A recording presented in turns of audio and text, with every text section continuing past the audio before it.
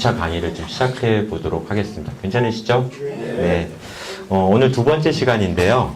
두 번째 시간에는 이제 생활 속에서 여러분들이 느낀 거, 이제 스마트폰이 아니라 일상생활에서 쓰는 건데 짧은 동영상이에요. 그렇게 길지 않으니까 한번 보도록 하겠습니다. 잠시만요.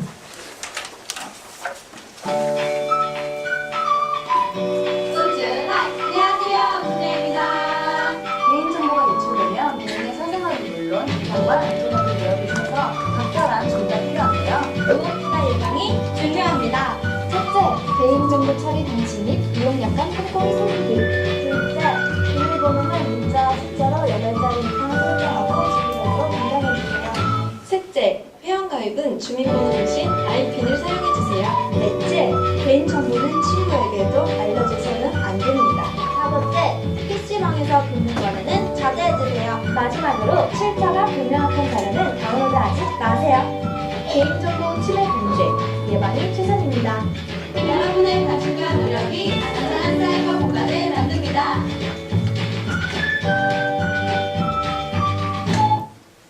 자, 간단하게나마 동영상을 하나 봤는데요. 몇 가지 중요한 것들이 이렇게 쭉 지나갔었어요. 기억이 나실 만한 거. 한 가지씩 보면은, 친구한테도 비밀번호는 알려주지 않는다. 비밀번호는 나만 알고 있는 그런 것들을 설정하는 거. 혹은 비밀번호가 노출이 됐으면 어떻게 해야 될까요? 바로 변경을 하실 수가 있어야 돼요. 자, 그런 것들을 이제 어떻게 보면 생활 속에서 우리가 볼 수 있는 개인정보를 보호하는 안전수칙 중에 하나인데, 자,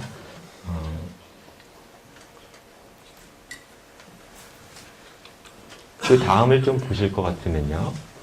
제가 10가지 수칙을 또 다시 하나의 그림으로 좀 정리를 해가지고 왔습니다. 1번 같은 경우에는 뭐냐? 정품 프로그램을 사용하기입니다.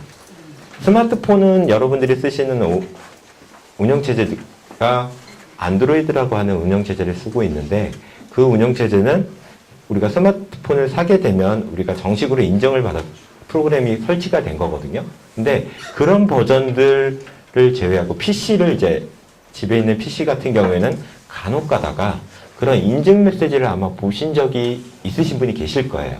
뭐 정품으로 인증해라, 아니면은 뭐 이렇게 인증하고 관련된 메시지들을 보신 적이 있는데, 정품 인증을 한 것과 안 한 거의 큰 차이는 가장 뭘까요? 혹시? 업데이트가 안 되는 거. 뭐 그것도 들어갈 수 있고요. 네, 항상 해주기도 합니다. 근데 해주는 것들도 있고 안 해주는 것도 있는데, 그러면은 안 해주면은 어떻게 보면은 사용자 입장에서는 혜택을 못 보는 게 되죠. 즉, 정품이라고 하는 것은 보통 우리가 그 대가를 지불하고 사용을 하게 되거든요. 근데 만약 정품을 쓰지 않은 경우, 그러니까 비정품을 사용할 경우에는 그런 것들이 막히게 돼요. 업데이트를 못하는 경우도 발생하기도 하고, 아니면은 뭐 일부 기능만 쓸 수 있는다든지 뭐 이런 기능들이 있는데, 정품 프로그램을 사용할 수 있도록 하는데, 프로그램을 돈 주고 사보신 적이 혹시 있으신 분 계신가요? 어떤 프로그램 혹시? 네?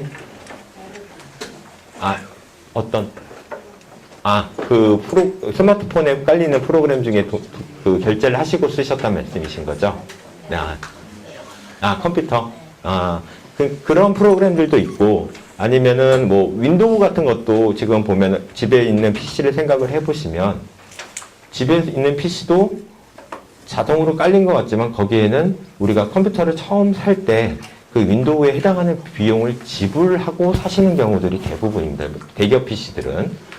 조립 PC들은 이제 별도로 구매를 하시는 경우들도 있고, 근데 그렇게 정품을 구입해서 쓰는 것이 안전을 생활 속에서 지킬 수 있는 첫 번째입니다. 그래서 정품을 사용하실 수 있도록 하는데, 정품이라고 그러는 게 별게 아니에요. 여러분들이 쓰시면서 뭔가 안 되는 것들이나 이런 것들이 많게 되면은, 이게 정품인가? 정품이 아닌가? 이런 것들을 의심할 수가 있는데, 그런 메시지들이 만약에 업데이트가 안 되거나 이런 메시지들이 뜨게 되면은 일단은 비정품이라고 보시면 돼요. 아니면 기능을 사용할 수 없거나 이런 경우에 비정품이라고 보통 이해를 하시면 되는데 그런 것들은 이제 정식으로 이제 그 대가를 지불하고 사용하실 수 있도록 하시는 게 가장 좋은 방법 중에 하나입니다. 근데 솔직히 말씀을 드리자면 소프트웨어들이 그렇게 싸지는 않아요. 가격들이. 근데 되도록이면 그런 방향, 하다못해 그런 마인드를 갖고 계시면은 아무래도 내가 보호받고 있다라고 하는 느낌이 더 많이 들 수 있겠죠. 그래서 되도록이면 소프트웨어나 이런 것들을 혹시 구입하실 일이 있으시다면 정품을 이용하시는 것을 권장을 드립니다. 두 번째로 넘어가 보겠습니다. 두 번째는 뭐 자주 쓰시는 분들도 있으시고 뭐 상황에 따라서는 안 쓰시는 분들도 계실 텐데요. 공유 폴더 사용을 최소화하고 사용할 때는 비밀번호를 설정해라. 집에 PC가 만약에 한 대가 아니라 한 3대 내지 4대 되는 가정이라면은 그 가정에서는 메인으로 쓰는 집에서 주로 쓰는 PC가 있을 텐데 그런 것들을 주로 뭐 가족들이 찍은 사진이나 이런 것들을 보관하는 수 있도록 공유를 해놓은 폴더들이 있을 거예요. 근데 그런 폴더들 같은 경우에도 비밀번호를 안 걸어놓게 되면 다른 사람이 들어와서 그 폴더를 보는 경우도 있고요. 혹은 그런 폴더를 통해서 바이러스들이나 이런 것들이 들어올 수 있는 환경을 제공합니다. 비밀번호를 안 걸어놓게 되면. 그래서 공유 폴더에 대해서는 조금 그런 비밀번호나 이런 것들을 설정해서 사용하실 수 있도록 하시는 게 정보 보호를 할 수 있는 최선의 방법이고요. 자, 세 번째는 이제 공인인증서에 관한 얘기인데요. 공인인증서 외에 따로 보관할 수 있도록 별도의 장치, 예를 들어서 어떤 장치들이냐, USB 장치라고 아시죠? 그런 USB 별도의 장치에다가 따로 저장을 하셔가지고 PC에도 물론 있지만 분실하실 때를 대비해서 혹은 이렇게 따로 장치를 보관을 해주시면 나중에 잊어버리더라도 그 장치를 써서 복구시킬 수가 있습니다. 그래서 특히나 공인인증서 같은 장치들, 스마트폰에 혹시 공인인증서를 설치해갖고 사용하시는 분 계신가요? 그 다음에 네 번째가 뭐냐면은 아까쯤에 우리 스마트폰에서도 좀 보셨던 건데 의심스러운 메시지 혹은 특히나 알 수 없는 링크나 이런 것들을 포함한 메시지는 삭제하기, 과감하게 삭제를 하세요. 근데 요즘에는 조금 그나마 나은 게 그런 메시지들이 올 때 어떤 마크가 하나 붙어 있는 경우, 어떤 글씨가 쓰여져 있습니다. 어떤 글씨냐? 이렇게 웹에서 발신됐다라고 하는 이런 문자를 포함하고 있어요.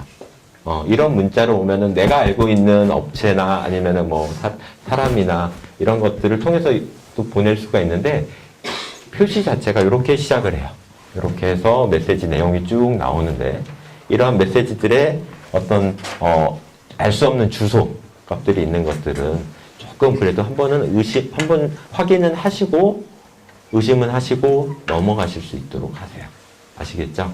의심스러운 메시지에 대해서 삭제하는 것까지 했고요. 그 다음에 다섯 번째가 뭐냐면은 우리 아까쯤에 V3나 알약 같은 프로그램들 검사하는 거 말씀을 드렸는데 그렇게 검사하는 방법이 다섯 번째입니다. 다섯 번째. 그리고 여섯 번째가 뭐냐면 비밀번호를 주기적으로 변경하는 거. 이것도 말씀드렸었죠. 비밀번호는 그래서 가장 쉽게는 날짜를 정해놓고 변경을 하시는 게 좋은 방법이에요. 예를 들어서 매달 1일 혹은 기억하시기 쉬우시게 매달 말일 해서 비밀번호 바꾸는 날 이렇게 정해 놓으시면은 잊어버리시더라도 그렇게 알람을 이제 그 달력에다 써놓게 해가지고 매달 말일날 되면 1일날 되면은 그런 것들이 메시지가 나한테 오게끔 설정할 수가 있거든요. 그렇게 해서 비밀번호 바꾸는 날 이렇게 정해가지고 바꾸시는데 한 달이 짧다면은 2달, 3달 정도까지 여러분들이 좀 길게 생각을 하셔도 무방해요. 근데 가장 조심하셔야 될 게 3달이 돼가지고 바꿨는데 그거를 잊어버리는 경우 되게 난감하겠죠. 하지만 그런 것들을 잘 기억하실 수 있도록 항상 생각을 하고 계시는 것도 좋은 방법이고 메모를 남겨갖고 보관하시는 것도 좋은 방법이니까 그런 것들을 좀 기록을 해두세요. 자, 그런 방법이 있고요. 그 다음에 아까 전에 스마트폰 안전수칙에서 말씀을 드린 건데 신뢰할 수 없는 사이트는 방문하지 않기. 자, 신뢰할 수 없는 사이트, 내가 모르는 사이트, 혹은 내가 안 가본 사이트의 주소다. 그런 것들이 오면은 절대 들어가 보지도 궁금하더라도 과감하게 삭제하실 수 있도록 하시고요. 8번째가 운영체제 혹은 뭐 스마트폰 같은 경우에는 되게 자주 업데이트를 하라고 아마 그런 메시지들을 보신 적이 있을 거예요. 그쵸? 네. 보신 분이 없으시다면 지금까지 업데이트를 한 번도 안 하신 분이 되실 텐데 그런 일은 없으시겠지만 업데이트를 하라고 하면은 과감하게 예스를 눌러주세요. 그때는. 네. 시간이 조금 걸리는 작업일 수도 있어요. 대략 한 10분 내지 뭐 많게는 한 20분 정도 할애가 되긴 하는데 집에서 데이터로 접속을 하지 않으신 상태에서 와이파이 상태에서 되도록이면 그런 업데이트를 하실 수 있도록 하는 게 가장 좋은 방법입니다. 종종 이런 경우들도 있어요. 그러니까 은행 프로그램인데 업데이트를 안 하게 되면은 은행 프로그램을 사용을 못하는 경우들도 종종 있거든요. 버전이 낮은 버전을 사용하게 되면. 그렇기 때문에 그런 것들을 예방하고자 업데이트를 받으라고 만약 메시지가 뜨면 내가 자주 사용하던 앱이라면 더군다나 믿고 업데이트를 하실 수 있도록 하시는 게 좋은 방법입니다. 자, 그래서 업데이트는 되도록이면 자동으로 설정을 해놓는 것도 좋은 힌트가 될 거예요. 그래서 업데이트를 자동으로 설정하는 방법도 있고요. 그 다음에 9번째, 그 다음에 공식 마켓에서 앱을 다운로드를 받으실 수 있도록 하는 방법. 근데 이거는 아까 7번에서 말씀드린 신뢰할 수 있는 앱, 구글 플레이라고 아시죠? 구글 플레이 어디예요? 구글에서 제공하는 앱이 모여져 있는 곳입니다. 그쵸? 근데 그 앱에서 다운로드를 하는 것들은 다 안전할까요? 안전하진 않아요. 요즘엔 해커들이 공식 프로그램인 것처럼 정품 프로그램인 것처럼 그런 데다가도 앱을 올려놓거든요. 근데 그런 앱들 속에서 그런 것들을 찾아내기가 조금 힘듭니다. 근데 자기가 믿고 할 수 있는 앱들은 항상 업데이트를 아까 하셔야 된다라고 말씀을 드렸는데 공식 버전에서도 보면은 유사한 프로그램들도 되게 많아요. 농협 같은 사이트들 뭐 이렇게 해서 유사하게 된 사이트 앱 프로그램으로 이렇게 개인정보를 탈취해주는 그런 경우도 종종 있고요. 은행 프로그램 비슷하게 똑같이 내가 봤을 땐 똑같은데 다른 사람이 봤을 때는 이게 가짜인 경우들이 되게 많아요. 그렇게 하지만 공식 사이트더라도 그런 공식적으로 받을 수 있는 프로그램들, 내가 믿고 받을 수 있는 프로그램들만 받으셔가지고 쓰는 것이 가장 좋은 방법 중에 하나가 될 거고요. 그 다음에 이제 10번째 마지막으로 있는 게 아까 전에 뭐 말씀을 얼핏 드리긴 했는데 모르는 사람이 보내는 메일, 메시지 그런 것들은 열어보지 않는다. 많이 겹치죠? 앞에서. 근데 스마트폰에서 보던 안전수칙하고 생활 속에서 보던 안전수칙하고 별반 크게 틀리진 않아요. 한번 쭉 지금 설명을 제가 드렸는데 그런 생활 속에서 여러분들이 그런 것들만 조심하셔도 제가 장담을 드릴 건데 장담하면 원래 안 되긴 하는데 최소 70-80% 이상의 개인정보는 보호할 수 있습니다. 충분히. 저도 그렇게 하고 있고요. 그래서 뭐 업데이트 같은 거 귀찮으시더라도 항상 업데이트 받으시고 모르는 사이트 들어가지 않는 것만 하셔도 충분히 충분히 개인정보를 보호하실 수 있는 방법이에요. 아셨죠? 네, 이제 한 10가지 정도를 또 다시 말씀을 드렸는데요. 자, 그러면은 이제 스마트폰으로 다시 한번 넘어가서 얘기를 해볼게요. 스마트폰 같은 경우에 정보 보호할 수 있는 방법이 지난 시간에도 얼핏 말씀을 드리긴 했는데 어떤 방법이 있죠? 다른 사람한테 핸드폰을 주지 않는 거. 첫 번째예요. 손주들이 와서 할아버지 핸드폰 주세요. 할머니 핸드폰 주세요. 그러면 핸드폰 주세요, 안 주세요? 주죠. 주시죠. 네, 많이들 주세요. 아이고, 내 새끼 하면서 이렇게 엉덩이 두들겨 주시면서 스마트폰들을 많이 주십니다. 근데 어린이 손에 핸드폰이 쥐어지게 되면 간혹 가다가 내가 알지 못하는 프로그램들이 깔리는 경우들이 있어요. 예를 들어서 게임 같은 경우, 그런 경우들이 있고, 또 뭐 음악이나 뭐 이런 게 뭐 다른 것들에 링크가 걸려져 있는 경우도 있고, 심지어는 과금이 되는 경우도 있어요. 그렇기 때문에 되도록이면 다른 사람의 손에 스마트폰을 쥐어주는 거는 내 정보를 넘겨주는 거다. 이 사람한테 주는 거다. 비록 손주라 할지라도 되도록이면 스마트폰은 넘겨주시지 않는 게 가장 좋은 정보 보호 방법 중에 하나예요. 그게 되게 어려워요. 그렇죠? 되게 어려운 방법 중에 하나예요. 근데 스마트폰은 내 거야 라고 그렇게 말씀을 하시는 것보다 스마트폰에는 내가 가지고 있는 정보들이 아직 어린 친구들이기 때문에 그런 것들을 이해하기 힘들겠지만 스마트폰에 내 정보가 담겨져 있다라고 하시고 그런 것들을 되도록이면 보여주시지 않고 뭐 악성 프로그램들이 이런 깔리는 경우도 게임을 깔다가 보면 그런 경우도 종종 있기 때문에 그렇게 스마트폰을 내 정보가 그다음에 나만 쓰는 장치 그렇게 인식을 하시는 게 가장 첫 번째고요. 두 번째는 아까 제가 말씀드린 대로 다른 사람한테 손주를 할지라도 넘겨주시지 않는 거. 그래서 손주를 조금 다른 방향으로 뭐 사탕을 사주시는지 조금 아니면 뭐 네? 아유 자라나는 꿈나무인데 손주를 더 사랑하시는 마음으로 손주한테는 스마트폰보다는 책을 권장하실 수 있도록 하시는 것도 좋은 방법이겠죠. 자, 일단은 그런 방법이 있을 거고요. 또 하나는 어떤 방법이 있을까요? 내 폰에 있는 안전장치들을 설정해 놓는 것들이 있을 거예요. 어떤 안전장치들이 있느냐. 그래서 그 뒤에부터는 이제 조금 스마트폰을 좀 보면서 말씀을 좀 드리고자 합니다. 자, 그래서 보시게 되면은 톱니바퀴 모양의 환경 설정이 있어요. 어떤 건지는 아시죠? 환경 설정을 혹시 못 들어가시는 분은 잠깐 손만 좀 들어주세요. 우리 조교들이 아마 다가가서 말씀을 다시 한번 드릴 겁니다. 그래서 저는 지금 요 모양이에요.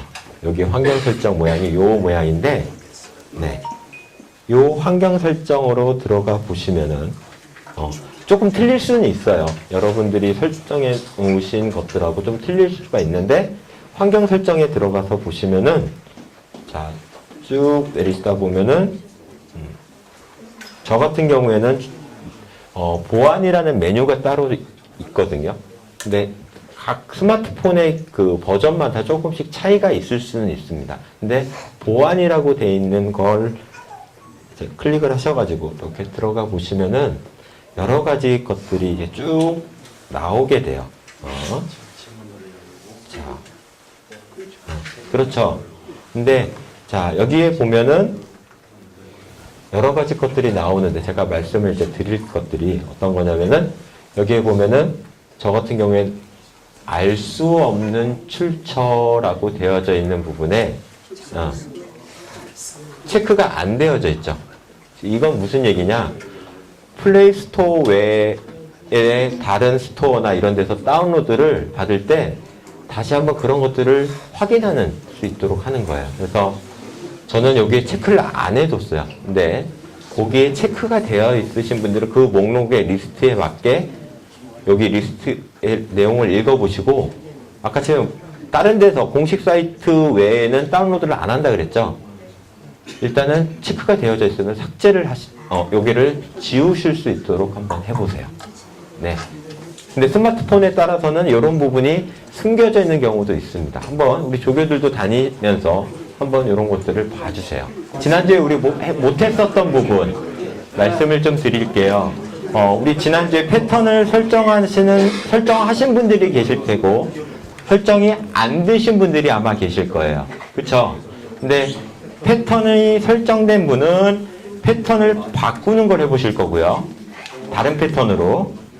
기억 잘 하셔야 돼요, 이 부분은. 다시 한번 말씀드리지만, 패턴이 지금 사용하시는 분은 그 패턴을 다른 패턴으로 바꾸시는 걸 하실 거고, 패턴이 설정되어 있지 않은 분은 패턴이라고 하는 것을 사용해 보실 거예요.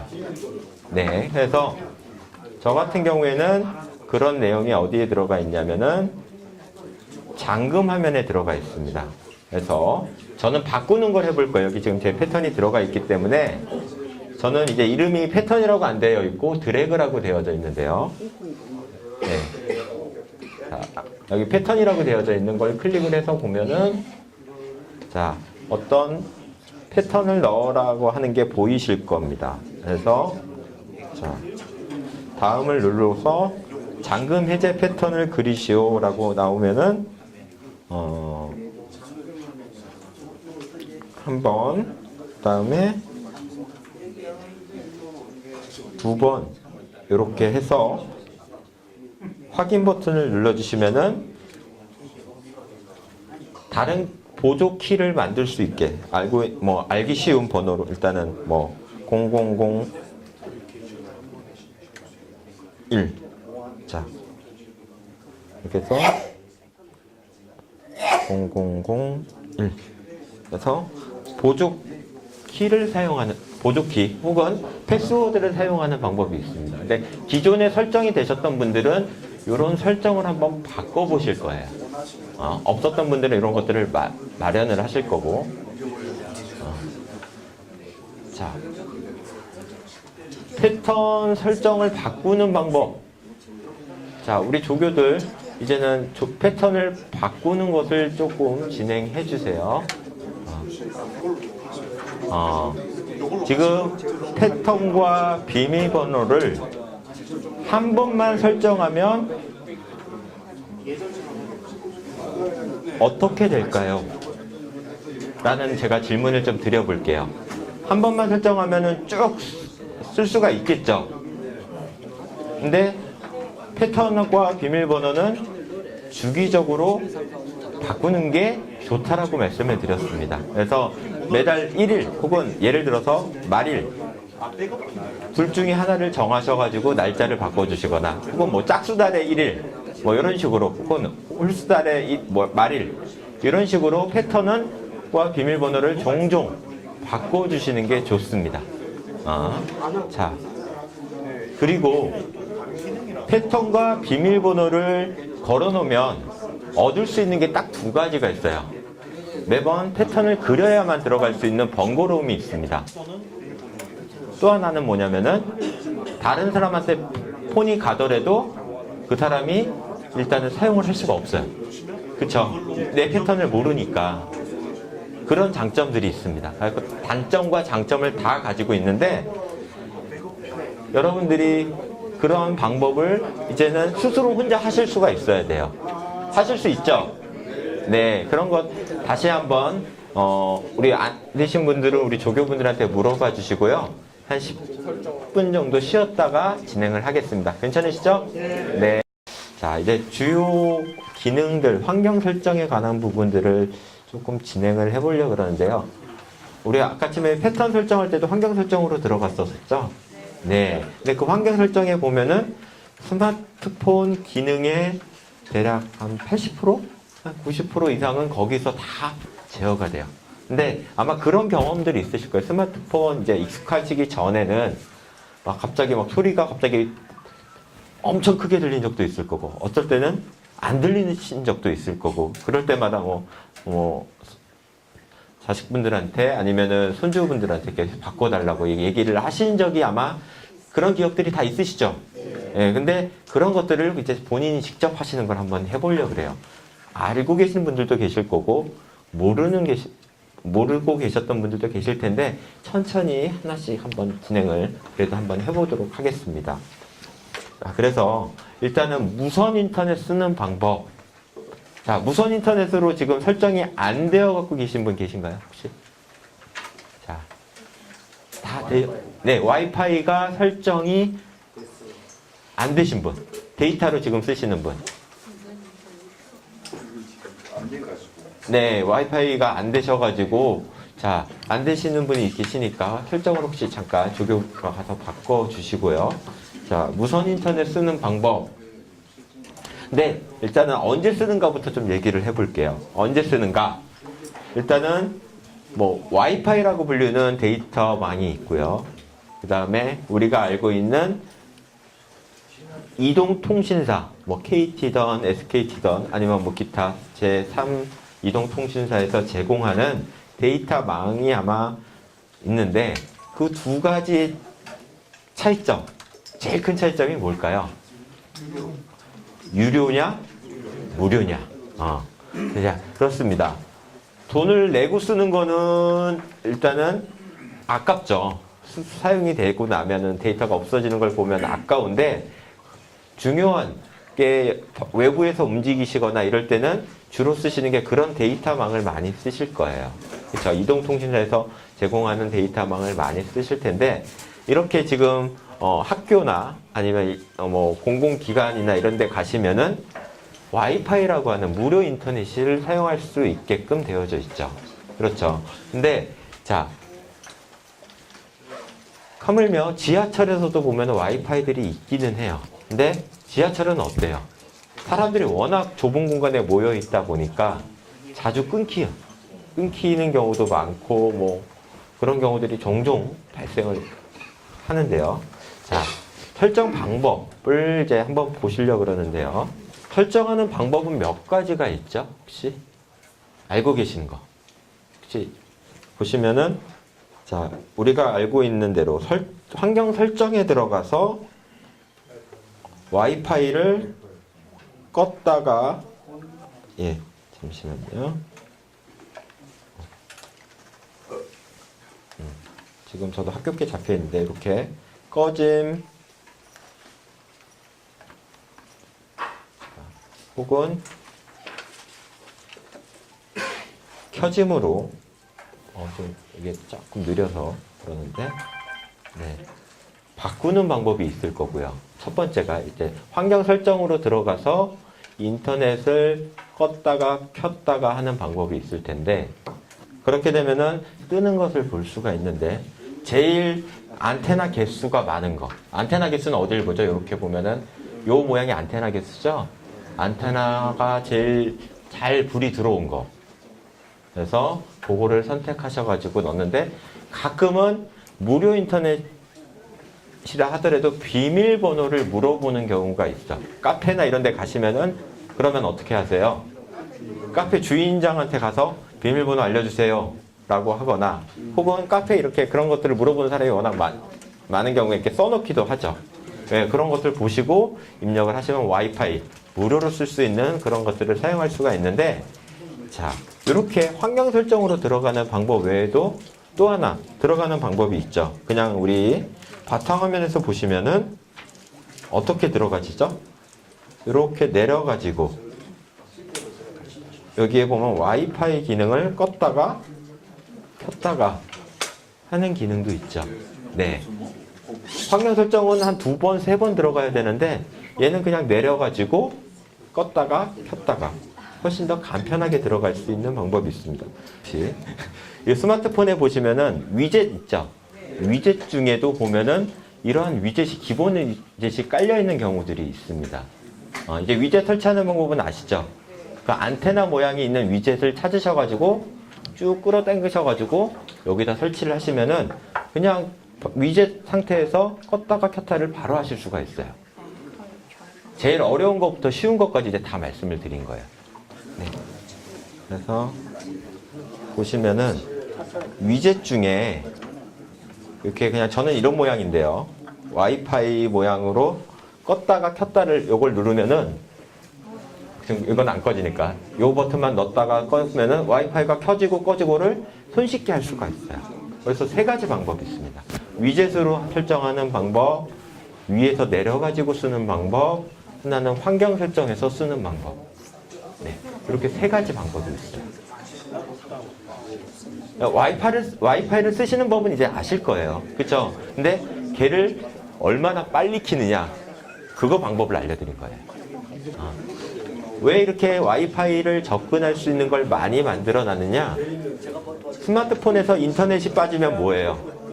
안고 없는 찐빵이죠. 그죠? 그렇기 때문에 이런 와이파이를 접근할 수 있도록 이런 많은 인터페이스를 만들어 놨습니다. 자, 지금은 그래서 인터넷이 연결이 된 상태이기 때문에 네. 자, 이렇게 보실 수가 있을 것 같고요. 그래서 재밌는 팁 하나는 내려가지고 쓰는 것도 있고 위젯으로 껐다가 키는 방법도 있고 정 그런 것들이 안 깔려 있다 그러면은 환경 설정에 가서 껐다 켜는 방법도 있고 자, 본인이 좋아하시는 익숙하신 방법을 택해서 쓰시면 될 것 같아요. 두 번째 식으로 말씀을 드릴 거는 화면 밝기를 한번 설정해 보려고 그래요. 두 번째로 이제 말씀드리니까 화면의 밝기인데